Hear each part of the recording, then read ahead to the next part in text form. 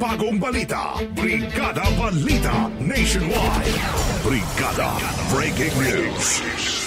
Brigada Balita Nationwide. Mga kabrigada, isang malakas na pagsabog ang naganap sa Bulkang Kanlaon dyan ho sa Negros bandang alas 5:51 ng umaga. Ayon sa PHIVOLCS, ang pagsabog ay nagbuga ng makapal na plume na may taas na 4,000 meters.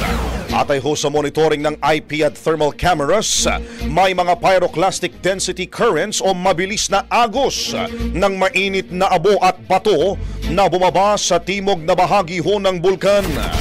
Nananatili naman sa alert level 3 ang Bulkang Kanlaon. Pinapayuhan naman ang mga residente at turista na umiwas muna sa 4-kilometer permanent danger zone sa paligid ho ng bulkan.